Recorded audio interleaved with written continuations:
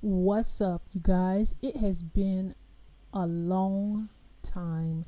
A lot has happened since the last time I was able to do a video. It was in 2018. I got a new computer, got another microphone set up. Hopefully everybody can hear everything well,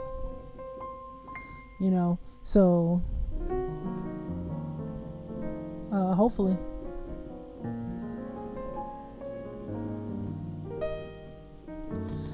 it's all good now.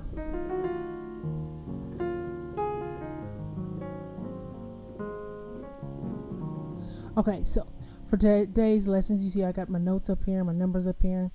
I haven't changed the key on the software yet because I don't have anything pulled up in the software, but basically what I'm going to be talking about today, what we're going to learn about is this move right here. So it's this move right here.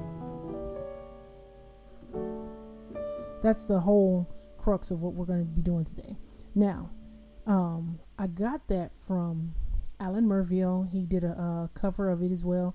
Beautiful piece. I want to play that and put that on YouTube one of these days, but for now I'm going to just be taking pieces out of it and talking about different ways we can use them, different places we can put them, things like that. So with this, let's jump right into it. The song is in A for the most part, but the bass key is in A, and so I'm going to give the notes right there. We can see them, but 1, here's the numbers, 2, 3, 4, 5, 6, 7, and 1. So immediately, because here's the move again, and then to finish it off, to give it context. So that's what's going on in this section. But since we know we're in A, we're going to the G flat or the F sharp. I have mine set to flats right now, but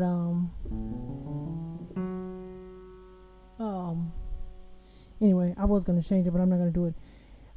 We see this is 6. 1, 2, 3, 4, 5, 6. This is the 6th of A major. And so normally when we're thinking of progressions and things like that, we have a 6 going to a 2 or something like that. If we look at this, it's exactly the same thing. Here's the 2 right here. Now we don't actually hit the B, but everything else is there. As you can see, you can call it if you really want to call it the 4, you can, but he's playing a rootless voicing and getting away with not even playing. We kind of hear the 2, but we're not even having to voice it. So you can look at it as a 2, or you can look at it as a 4. You can look at it as a 6 to 2 or 6 to 4. Either way, he hit the 6 directly. And I'm playing it 2 different ways. I either played with the A. I think he played it with the F sharp though. G flat, either way you want to call it. And then we're going to the 5. All of that, even though it's saying A flat. So that's what we're leading to. But see, he's taking a lot of notes to lead to, just like we did here. He led to it on both sides. So this led here, and this led, the D led to the C sharp, and the B led to the A sharp. So, and then we've got this, which is the B chord or the 2 chord, and then we're still on the 5. We're just kind of approaching it with the suspension. So he's Alain Merville. He's using a lot of not a lot of substitution, a lot of suspensions and things that he does. But back to the chord, so we can get the movement and get right on with it. Left hand, we've got F sharp, C sharp, and I'm giving you the notes that are in A, even though you're looking at the flat notes. But F sharp or G flat, C sharp or D flat, and then E. Then you've got right hand is E, G sharp or A flat, whichever you want to call it, and then the B, and then the E. Now it's saying a F sharp or G flat 7 sus 2 sus 4, but It's easier to just call this an 11 chord. This is what they're calling the when we're naming the notes of a particular key or a particular chord, we have to think of the root of the chord as the root key that you're thinking in. So calling this a sus4, we have to be thinking in this key right here, and that's the 4, which is the 11, because we've got our dominant 7 present in this case. So this is the 11, and this is calling it a sus2. That's the 2, and it's thinking it wants to lead here. So the chord itself, or the software, is thinking it wants to do this kind of move here. Well, we've got our dominant chord. Now, hold on, let me play the whole thing, and then we've got this. Now we've got, it's saying a G minor 6 with a B flat on the bottom. G minor 6 would look like that. Instead of a G minor, there's the G minor 6. So we've got this note on the bottom of the chord here, and then we've taken, it was really a drop too, because we pulled the B flat out, and we led to that drop too with the B. And then we go into this note,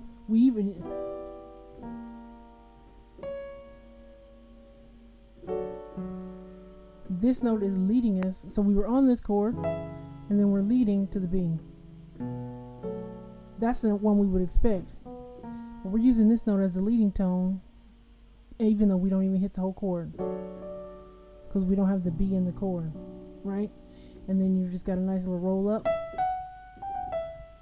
Now we're on our 5, got these octaves, and then you can make that a sus, and then the rest of the chord. See there? That's a 9 dominant. So dominant 9, which is exactly what it says, but yeah. And then an A major 7 with the 13. We kind of rolled into it with that as well. So that's the whole move. Let me do it one more time.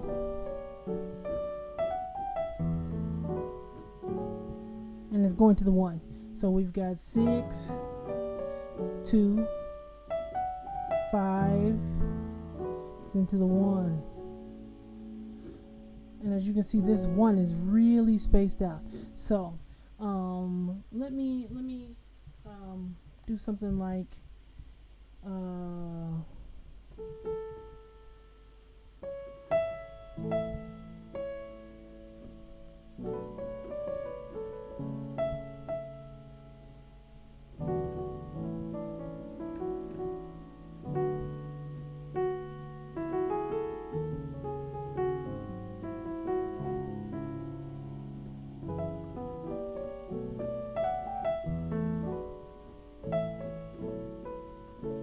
see, I was able to put that in right there.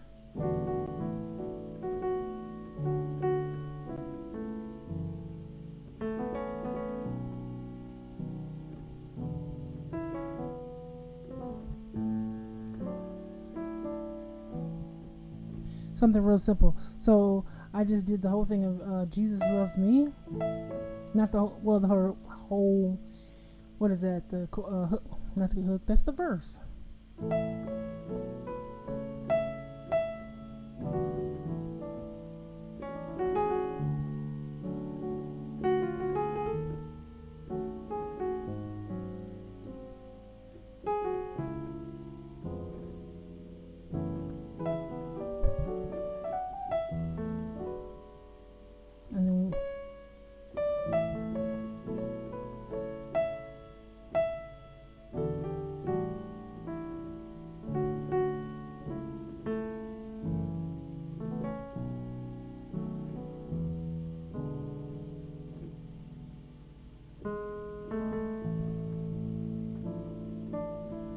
Something real simple like that. So that's Jesus Loves Me. Anointing, you know, I always pick that, but we could do it right here. and then change the chord up. See that? We can stick those right there because we know this is a 6. So what I was looking for when I'm trying to practice something like this, I learned the move from him, and he used it in that context. It was the 6. So when I'm playing a song that I know,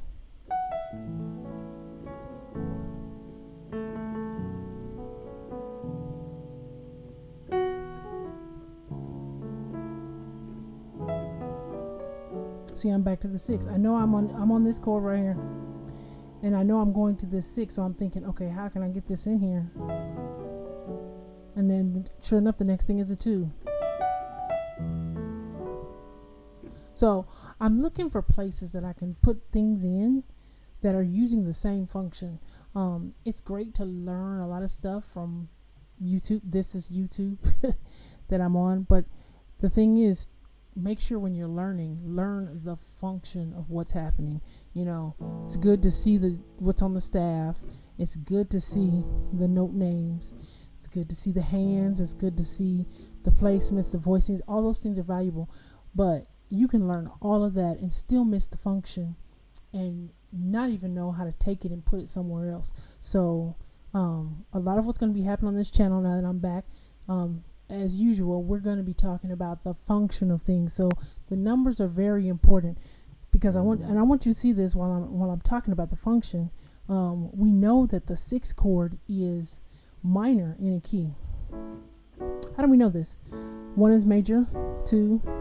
I'm not going to spend a lot of time on this, but 1, 2 is minor, 3 is minor, 4 is major, 5 is major, 6 minor. We're right here on this minor chord, and then 7 is diminished back to 1. So when I get to the 7th chord, 6th chord, we know it's minor. But here's the deal: this is spread out as a dominant chord. Now, granted, let's talk about this because we just talked about the function of the 6 being a minor chord. Is this a minor chord? The technical answer is no, because we're looking at it. But let me tell you why this works, because we're dealing with function.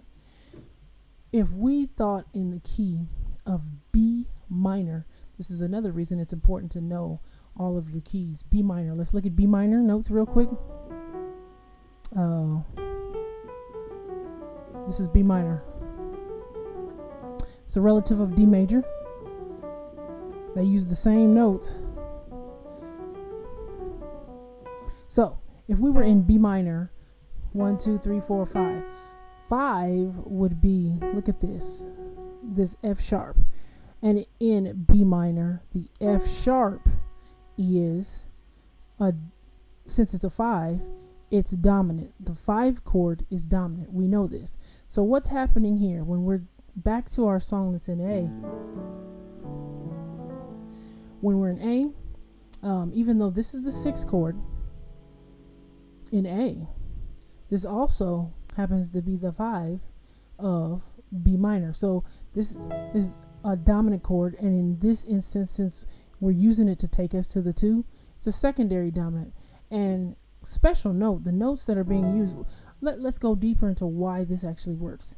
When yes, this is the 6 of the key, so we can technically call it a 6, or we can call it the secondary dominant that it's functioning as, because it's going to be B minor.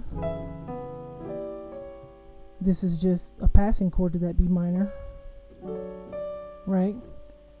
Here's the deal. These notes, this doesn't sound wrong. It doesn't even sound like we've left A. So you can look at this in A, or you can analyze it in B minor. But check out every note that I'm hitting. Is this in A? Let's check. Oh, it's in A. Okay. Okay, it's in A. Okay, that's an A. Now let's check the right hand. Let's hold on and see what we've got here. Okay, that note is there. Is that note there? That note is there. And then we've got this. That note is there, and here we've got another E on the top.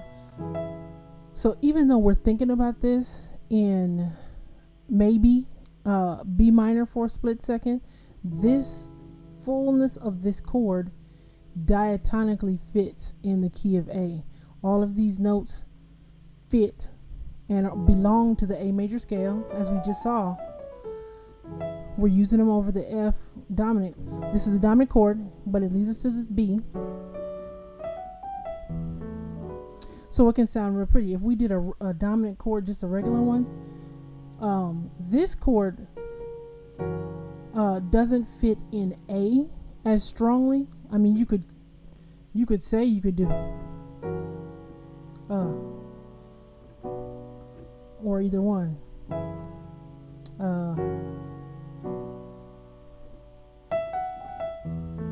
Both work, because guess what? The target note we're going to is this B. And even when we hit that, we hit this B flat or A sharp real quick, because this fully diminished is going to lead us to that B as well. Sorry. Right? Either one. But hitting this here, this note doesn't technically fit as well in the key. So this chord is just brilliant to begin that phrase with. And then we kind of ease into, and then go back to that chord. Now we're back in the key. Even if we departed for this a little bit, because these two notes aren't in the key, but they're pointing us right back to the key. Take those types of things into consideration when you're playing. Note choice, even as far as the extensions of the chords that you're using. Make them diatonic at times, and it can fit in the key nicely. Got a nice full chord without even leaving the key, even though technically you can analyze it as leaving the key. So now that we're back, you're going to be getting some videos regularly. And yeah, go ahead. If you like stuff like this, let me know. Share this video. Like the content, comment. Let me know what you're thinking about it. Let me know where you've used it. And you take care. Have a blessed day.